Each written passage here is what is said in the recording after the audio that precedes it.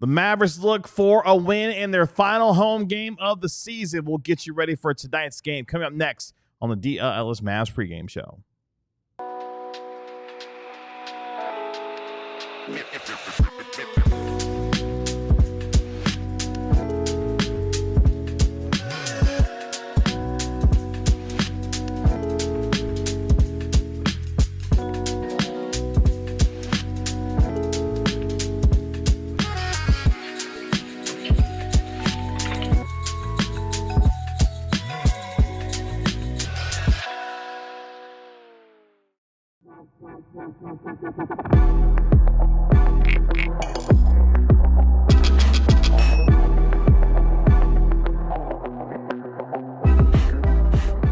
Hey, what's up, DLLS Mavs Nation? It's your man, Kevin Gray, alongside Mavericks analyst Bobby Carella. Of course, we are DLLS Mavs. Appreciate you joining us here on DLLS Sports for our pregame show as the Mavericks get ready to play their final home game of the 2024-25 NBA regular season against the Toronto Raptors. We'll get you ready for tonight's game over the course of the next half hour here on DLLS Sports. A little bit later on in the show, we'll be joined by our Mavericks beat writer Tim Cato live from the American Airlines Center, where it is the penultimate game for the Mavericks this season as they will conclude their season on Sunday against Memphis on the road. Game number 81 on the season. If you're going to be watching the game tonight, you can watch it on WFAA, KFAA, or on Mavericks television as well, where the Mavericks are an 11.5-point favorite over Scotty Barnes and the Toronto Raptors. Of course, your Mavericks come into tonight's game 38-42 on the season, 21-18 at home. Meanwhile, Toronto trying to continue to race to the bottom as quickly as they can with 2 games left. 30-50 on the year, 12-27 away from Scotiabank Arena this year, Bobby, as a team in the Dallas Mavericks on a 3-game losing streak, looking to snap that in front of a home crowd tonight in the final home game of the regular season. Well, they need to if they want to move up to 9th. At this point, the Mavs' magic number to clinch the 10 seed is down to 1, or I guess the tragic number or whatever. 1 Kings win or 1 Mavs loss means the Mavs are 10th, which means they'll have to go on the road in the 9-10 game. They're going to have to go on the road if they win that game no matter what. So the stakes are fairly low, but just for vibe reasons, after all the emotion and all the weird chaos stuff of the other day, now you're still at home against a team that is just completely horrible, that is disrespecting the game of basketball with the lineup that they're rolling out tonight. The last time the Mavs played a team that were doing that, they lost. It was to Brooklyn last week. So the Mavs have to not only bounce back from the Lakers game, but bounce back from their own kind of embarrassment a few games before that, and hopefully they can do that tonight. And remember, when it comes to that 9-10 situation, when it comes between the Kings and the Mavericks would need to finish ahead of Sacramento in terms of the win-loss column, because Sacramento does own the tiebreaker. So if you're the Mavericks, you cannot finish with the same record as Sacramento due to Sacramento sweeping the season series 3-0. So you got to finish ahead of them if you want to host the play-in game, which is 6 days from now. Actually, less than that. It's on Wednesday coming up here as far as that play-in game is concerned. Mavericks 10th in the West, and coming into tonight's game, of course, locked into the play-in after the Suns were eliminated after their loss to the Oklahoma City Thunder a couple of days ago. Dallas playing, of course, as I mentioned, in the final home game of the regular season at the AAC for the Mavericks, a team that's lost 3 straight, 4-5 overall, and 1-2 in their last 3 home games. Of course, we know what happened on Wednesday when Luka Doncic and the Lakers came to town as Luka made his return to Dallas. So far this year, the Mavericks are 15-14 against the Eastern Conference, 22-15 against teams below 500 so far this year, with their final game coming on the road Sunday against the Memphis Grizzlies. Meanwhile, the Toronto Raptors long since been eliminated from play-in contention. They're 11th in the East as we go into tonight's game. Also, the penultimate game for them as well, as they will finish up their season on a 2-game Texas road trip with Dallas tonight, and then they'll be on the road in San Antonio on Sunday. Bobby, I thought it was nice of the NBA to do the Raptors a favor and give them the Texas road trip in their final couple of games so they could send them to Cancun a little bit quicker. They can get there from San Antonio a little faster. Still have to go through customs again. It's tough being a Canadian team in the NBA, But most of those guys live in the States in the offseason anyway, so I guess they are getting a head start. Getting a little head start there. Toronto 9-19. Mavs might not be far behind them. Let's not laugh too much. But I mean, that's true. They'll be there first. Their reservations are already made. That's for sure. So far this year, 9-19 against the Western Conference are the Toronto Raptors, while they are 21-17 though against teams below 500. It's a little weird there that they are winning against bad teams, as bad as they are themselves. Remember, this is a team that started what was 2-12 on the season, were the Toronto Raptors to start off their year, and they have obviously been racing to the bottom throughout the course of the season. They're coming out back-to-back wins though over the Nets and the Hornets are the Raptors, so they're on a 2-game winning streak after losing their previous 3 straight games. I appreciate all of you joining us here in the chat. I see you hanging out with us as well. Going into tonight's game, that gets us to our lead story because, Bob, you started to mention it, man. And I was talking to Tanner before our show started. The last 24, 36, 48 hours have been really emotionally draining, not just for the fans of this team, the team itself, obviously, with Luka coming back and the Lakers playing here on Wednesday, but throughout the course of the final couple of weeks, you're trying to secure a playing spot. They've done that, but trying to get the vibe back after a couple of beatdowns in Los Angeles against the Clippers, losing to the Lakers. The vibe right now just not great around this team. It's horrendous. That's what I'm saying. Like it's horrendous. It's bad. So the point being, how do they find a way to kind of turn something around? And guess the recipe would be against a bad Toronto team that's got half a team available tonight against the Dallas Mavericks here. Yeah, I mean, you have to play the game. Yeah, it's just like, things are going tough for you at work or things are going tough for you at home. You can't just not go. You got to go. So, sometimes your job feels like fun and sometimes your job feels like a job. And I think, Byron's comment is pretty apt. The Mavs are on the road either way, if Wednesday is any indication. It's kind of true. Like, this is a team that probably feels like they're not playing any home games right now. They probably haven't had a home game since January. And, even then they were banged up and no Luka and no Lively. And then Kyrie was out and then everybody was hurt. And it's just like, these guys can't catch a break, man. And so, but no one is going to shed any tears for them. They're all paid very handsomely to go do this. And, they got to go do it. They're playing against, no offense, I mean, they're a lot of G Leaguers tonight. So, I mean, if you're AD, like, tonight is the night you get right. If you're Klay, tonight is the night where you let everybody know that you're Klay Thompson. If you're PJ, hey, tonight's the night where you find it again. He's kind of struggled a little bit. Tonight's the night where you talk on defense. Tonight's the night where you figure out, with no Dinwiddie, Brandon Williams at least back, but, like, who else can dribble the ball? Like, tonight's the night where you can figure some things out and hopefully, at least get an idea of what you can do because, you got to get through 2 one-game series in order to get to the playoffs. But if you want to get through those 2 one-game series, then you have to find something in these last 2 games. The Toronto Raptors have 8 players available tonight for their roster, led by Scotty Barnes. So that just gives you an idea of the roster that the Mavericks are going to be facing tonight, as far as that's concerned. Not a big one for Toronto when it comes to who they're putting on the floor. They're going to be led by Scotty Barnes, who so far this year averaging nearly 19 points per game for Toronto, nearly 8 rebounds, nearly 6 assists per contest as well. And, oh, by the way, he's giving you 1.5 steals per game in 63 games so far this year. As Bobby mentioned, Anthony Davis is going to be leading the way for the Dallas Mavericks tonight. Will he? What? Be leading? I mean, yeah, he's the best player on the floor. All right.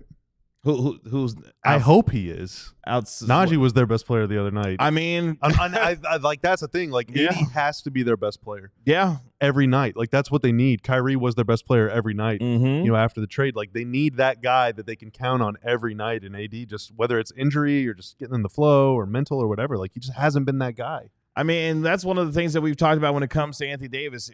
If he's engaged on the offensive end to start off a game, it kind of gives you an indication on what his night could be like. He's talked about, making the right plays and the right reads to help get his guys involved as an indicator that his game is going to get going as well. But he's got to be aggressive from the outset of the game. And I thought, honestly, that was going to be what was going to happen on Wednesday with all the emotion in the building, that he would be the one demanding the basketball, wanting to make a statement himself. And it just simply didn't happen. I know that the Lakers game plan was pretty good in terms of what they were doing to defend against Davis. But at some point, I thought he was going to kind of take charge and be able to make his own statement in that game. And it didn't necessarily happen that way. And that just stresses why, AD is, just follow me on this, AD is very similar to Dirk in that they're kind of the end point of a possession or the midpoint of a possession, but they're not the starting point of a possession. And for players like Kyrie or Luka, or even now like Scotty Barnes, or guys like Giannis or Jason Tatum, like these wings that can bring the ball up the floor, these bigs in Giannis's case, that can bring the ball up the floor and attack off the face-up. From they're a threat from the three-point line, mid-range, around the rim, and they can get to any of those spots. They're just so much harder to guard. But if you're a guy that can't bring the ball up the floor consistently, can't initiate, can't run offense, can't pass, you're not a threat to pass, shoot, or drive from anywhere on the floor, then you need a playmaker to pick you up. But right now the Mavs don't have many or really any of those. And so it's just like AD would be so much more dynamic and regularly impactful if they had Kyrie, or if they had a high-level playmaker, guard, wing, whoever it is, a threat that the defense has to respond to. But right now, I mean, their best bet is Brandon Williams. And he's back. Yeah. Brandon Williams is back. But it's just tough. Like, I think once they get a guy that can do that, then we will see more consistency from AD. Because that kind of like what the Lakers were doing is better than a gimmick, but like it was kind of a gimmick. They were doubling him with 6'5" guys. Like the Warriors did that to the Mavs in 2007, and they couldn't get Dirk the ball, and Dirk basically that summer was like, you better get me an effing guard. They go out and they trade for Jason Kidd. And then they won the title. They need you have to get one of those guys to play with a guy like AD. Yeah, and as we mentioned, Brandon Williams is back tonight. Of course, had finished up his two-way contract, has now a standard contract in the NBA, so he will be back. Mavericks fans excited to see B. Will back on the floor. Dante Exum is actually going to play tonight as well. We'll get to the details when it comes to the injury report a little bit later on. But yes, some guards going to be helping out tonight with Brandon Williams, and Dante Exum going to be made available to play. Mavericks and Raptors playing each other for the final time this season. Only 2 times in terms of their matchups this year. The last time the two teams got together way back on December 7th in Toronto, where the Dallas Mavericks got the 125-118 win. Some guy named Luka Doncic led the way with a 30-point triple-double that day in a win for the Dallas Mavericks. Different lifetime, man. Different lifetime. Remember the PHNX guys were in studio that night? Mm-hmm, they were. Eric Ruby from PHNX. Good dude. Yeah. He comes upstairs and the Mavs are up like 25, and he's like, Luka and Kyrie are just taking turns, just killing them. And he's like, dude, I am so jealous that you guys get to watch these guys. Oh my gosh. I'm so jealous that you get to watch them every night. And Luka got hurt. Was it the next game? When was that? December what? That was December 7th when they played Toronto. Okay, so he played a couple more games. Yeah. And then Kyrie, we haven't seen him in a month. That's right. By the way, he had a buzzer beater at halftime. One-handed 40-footer from half court. Yeah, it's just awesome. Yeah, it was a great time. It's the best. So the Mavericks looking for the season series sweep against the Toronto Raptors. Coming up here momentarily on the DLLS Mavs pregame show, we'll welcome in our Mavericks beat writer Tim Cato live from the American Airlines Center, and we'll have our Mavericks player spotlight focusing in on Najee Marshall. All that and more come up here in just a moment on the DLLS Mavs pregame show. But first, you guessed it, it's time for my sleeper pick of the night. And I decided, because the Raptors aren't playing anybody, I'm going to 2 different games. But first, AD. I think AD is going to score 20. I think he's going to get back on track. Scotty Barnes, at least 20 points plus rebounds plus assists. But then I'm going to the other game of intrigue tonight. Clippers at Kings. I think Kawhi, whose pick is on sale, I think he's going to get more than 20.5 points. Oh, he's going to play? Yeah, Okay. Domantas Sabonis, I think he's going to get more than 0.5 double-doubles. With Sleeper, the more you pick, the more you win. My multiplier in this one is times 3.15. I won't know if I won or not until around 11:30 Central Time. But if I do win, my $5 play would net me $15.75 in profit. And you guessed it. That means on Sunday, we're eating good in the studio. You want to play along? Download Sleeper. Use promo code DLLS Mavs. Play $5 to get $55. Use on any pick you like. Just check the terms and conditions before you do. I do want to shout out. There was a comment. There was a comment, and Lone Star Rob says AJ Lawson tribute video. Oh wow! Shout out to AJ Lawson. He had his contract converted into a standard contract. I bet you there will be. I bet you there will be because he's been on the Mavs on and off for I think 2 or 3 seasons, right? Yes. I bet you he will get a video. No way. I bet you he will. No way. If I had to bet, they would. He will. And it will not be nearly as controversial or probably emotional as the other night. But congrats to him. He just got a contract. That's awesome. That's right. That's awesome. right. So shout out to AJ Lawson, former Maverick, and apparently tribute video getter around here, I guess. When it comes to the Mavericks. Don't be sad. Don't be salty. Let me tell you something. Keith got one. He did. Shout out to Keith. It was good. It honestly, to go back to Wednesday real quick, who was really good to see? I got a chance to talk to him before the game. Dorian Finney-Smith. I love that guy so much. Just a good, genuine dude, man. It was so good to see him, man. Of course, his Florida Gators won the national championship earlier this week, so he was very excited to be back. But yeah, it was good to see Dorian, man. Just miss him. It was really good to see. You'll never find me say a bad word about that person. Same, man. Same. Like just a genuine good dude. Yeah, Billy with the $5 super chat. Dude, just an iconic chatter. Yes, no, legendary chatter. It is Fan Appreciation Night at the American Airlines Center, but I always appreciate Yogi Ferrell and Salah Mejri. # Ray Spalding for MVP. Ray Spalding for MVP. There we go. I will always appreciate Yogi and Salah too. That's right. With all my heart. Yes, yeah, but it is Fan Appreciation Night at the American Airlines Center, just in case you were wondering when it comes to the Dallas Mavericks in their final home game of the regular season. With that, let's go out to the American Airlines Center and welcome in somebody we always appreciate around here at DLLS Sports. That is our Mavericks beat writer, Tim Cato. Tim, what's going on? I've been walking around the concourse, walking around the arena, just asking fans if they feel appreciated, and until they realized that it was Fan Appreciation Day, they were like, yeah, kind of, but they're just blown away. An entire day for them. It's the mood is soaring inside the American Airlines Center. Is it buzzing? I don't know. I didn't do that. Oh, it's funny you started to bring that up because oh my God, what happened? Chatter Luke just said, check out the Johnny Furphy dunk, and I did, and it was way better than I thought that it would be. It was awesome. Oh, wow. I'm sorry to cut you off. Okay, Johnny Furphy making an appearance on the Mavs program. Difference between vibe from Wednesday. Oh my gosh, my mic's gonna tip over. We're gonna get. I don't know, but it's about to fall over. We're gonna fix it. He's fixing it. Doesn't matter. Oh, it's better now. Okay. Vibe from Wednesday to today. Yes, that's right. Right? That's right. Well, there's a lot fewer people here, and certainly didn't see people. Not as much, just not as many people buzzing around.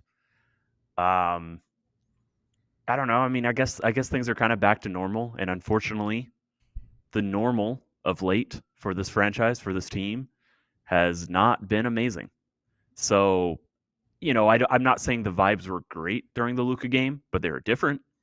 And different was fun for a night. And now it's back to the reality of where the team is. Tim, usually if memory serves on Fan Appreciation Night, one of the players grabs the mic and says something before the game. And I don't think that player can be AD, right? Just he hasn't been here long enough. Like, I wonder if it would be Kyrie. Has Kyrie been at the games? Not recently. I don't believe so, no. So then would it be Klay? Like, I think that even that's a tough position. Like, making this Najee. Dwight Najee? Powell, get on the mic. Come on, Dwight. Get on the mic, Dwight. It's your night. Oh, I just made a rhyme. I actually think Dwight makes a lot of sense. But yeah. I think I keep saying not Daniel Gafford. Ooh, or PJ maybe, or Lively. I bet it could be Lively. It'd be Lively. Maybe. Y'all know my vote. It's Dwight Powell. It should be Dwight Powell. I'll take Dwight. PJ actually makes a lot of sense. Dwight has survived all of it. Like, all of it. He has survived all of it. His time here started with Rondo. So he's seen plenty of valleys. Yeah, has survived all of it. We got another super chat here in the DLLS Mavs pregame show from JP Cantrell with the $4.99 super chat. Quote, "Don't be sad, Luka's gone. Be glad we had him 6 years," says Mavs management. Maybe. I think that's a really good point from JP. Just to have a superstar that good for 6 years, you can't do anything when they go at another team. Can't do anything about it. It's not under your control. So I really think the appreciation of understanding that, you just got to be happy looking back on the memories. Something that nobody employed by the organization had any control over, when he was going to come and grow. So it's true. The appreciation is coming from the fans tonight. Ozzy D with the $4.99 super chat. Appreciate y'all. Can't wait for Adam Silver to drop a book in 10 years saying that he was going to gift the Mavs Cooper flag, but they decided to make the playoffs. Oh my God, dude. That would happen, wouldn't it? It's like we were trying to get the Cooper flag. We were trying to make it happen. It would happen the first time Mark Cuban isn't the owner. Like, that's actually the funniest level of this conspiracy theory. Is like, yeah, Mark, you blab too much. We were never going to do it when you were in charge. But all it took was an ownership that would trade away your franchise player. But that's they don't say as much as Mark does. They would rig a finals against Mark Cuban, but they would never let him move up in the lottery. Never let him win the draft lottery. Let's let you know who's in and who's out for tonight. For the Raptors, pretty much everybody. RJ Barrett, Grady Dick, Brandon Ingram, Jakob Poeltl, Emmanuel Quickley, Jared Rhoden, all out. As we mentioned, they have 8 players available tonight due to the Toronto Raptors.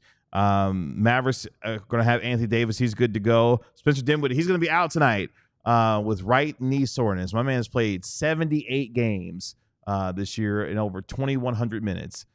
He's going to sit out tonight's game. Klay Thompson, he's available. Dante Exum, he's also good to go as well.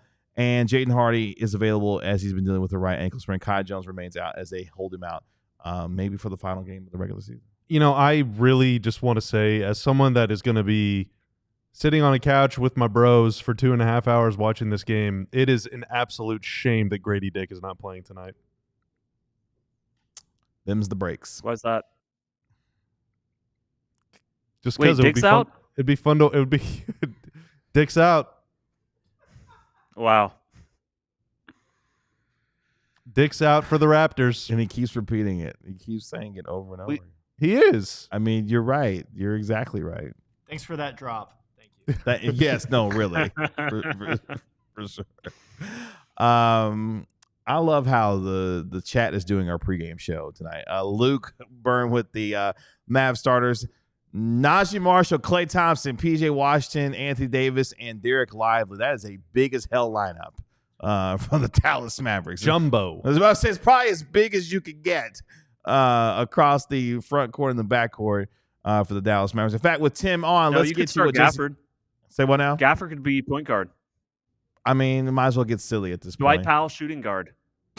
Why not? He Run wants him to off take screens, off-ball screens. Have him. He's a movement shooter now. I mean, Dwight Powell can do a really nice dribble handoff. So he started his career in Dallas as a sort of like a mid-range shooting 4.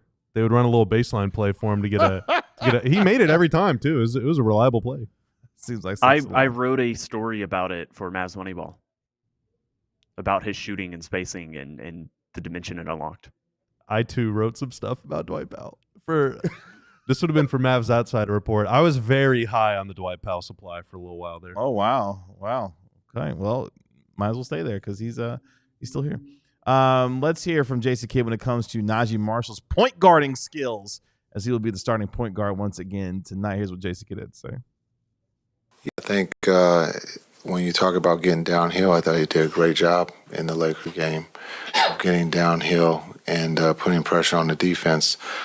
His ability to score is at a high, and then his ability to play make is really good. So it was something that we needed to look at as we go forward to playing in the play-in. One of the few bright spots from Wednesday, Tim, when it came to Najee Marshall in his game. I mean, honestly, really kept a minute in the first half against the Los Angeles Lakers. He's going to get the nod again at point guard tonight. I've got an issue that I would like to address with a one Adam Silver. It is absurd. Well, let's take a step back. I think the most improved award is pretty absurd as is, but it is even more absurd that it falls under the player participation policy, and thus players like Najee Marshall are not eligible. Just, that's crazy to me.